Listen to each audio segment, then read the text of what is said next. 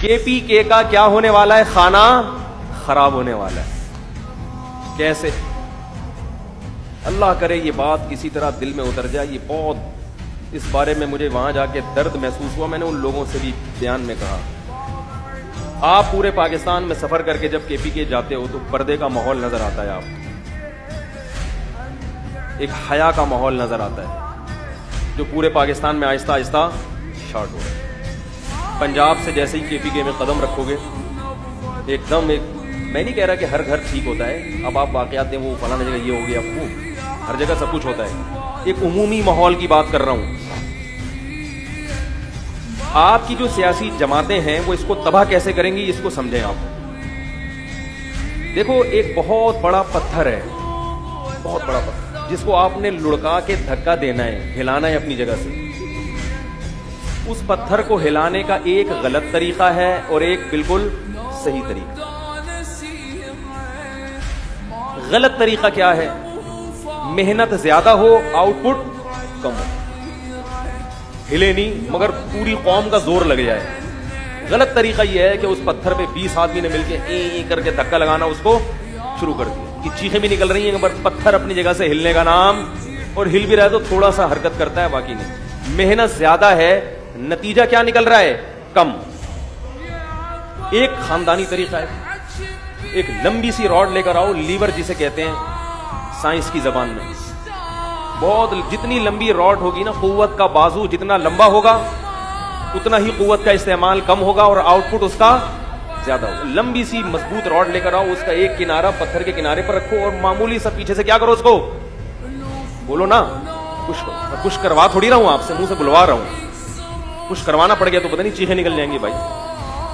تو ذرا سا آپ نے اس کو پش کیا, وہ فوراً بولو بھائی لڑک جائے گا. اس کو کہتے ہیں ٹیکنیکل طریقہ. کام محنت کم اور نتیجہ بہت زیادہ. اب آپ سمجھیں کے پی کے کو تباہ کیسے کریں گی سیاسی جماعتیں, کیسے تباہ کریں گی؟ دیکھو کسی بھی قوم میں بے دینی پھیلانی ہو, ایک طریقہ یہ کہ گھر گھر جا کر اسلام کے خلاف تبلیغ کریں, اس کو بھی سمجھائیں اسلام صحیح مذہب نہیں, قادیانی ہو جاؤ, یہ ہو جاؤ. اس طریقے میں محنت زیادہ ہے اور اس کا آؤٹ پٹ زیرو ہوگا, کیونکہ وہ پٹیں گے جو یہ کام شروع کر دیں گے. پٹھان کیا کر دے گا اس کو, طبیعت سے اس کے سارے اگلے پچھلے گناہ معاف کرا دے گا,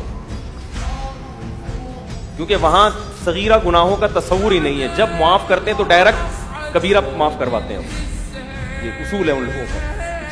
جس کو بھی دھونا ہے تو اس کو تھوڑا مت دھو, سمجھ رہے ہیں, تسلی سے اس کو غسل کراؤ باقاعدہ. رواج, خاندانی روایات یہ طریقہ. اور وہ قوم وہ مذہب سے محبت بھی بہت زیادہ کرتے ہیں. اور دوسرے طریقے, اسکول کا سلیبس چینج کر دیا جائے, اس میں بھی ٹائم لگے گا.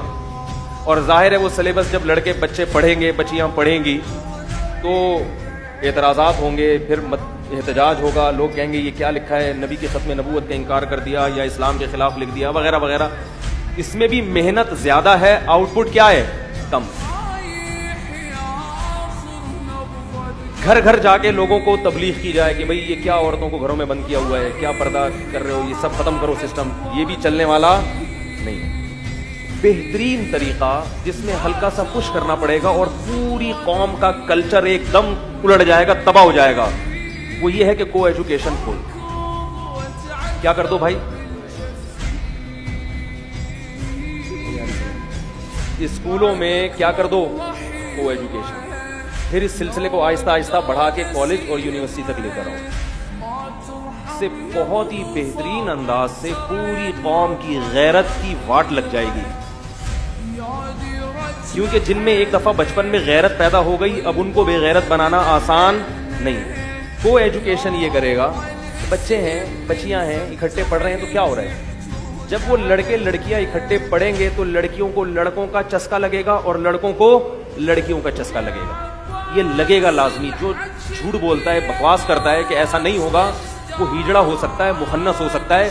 کوئی مرد ہو یا عورت ہو, وہ یہ بات کبھی بھی نہیں کر سکتی کہ مرد اور عورت کو اکٹھا بٹھاؤ اور ان میں فتنے کا اندیشہ نہ ہو. یہ ناممکن ہے، محال ہے.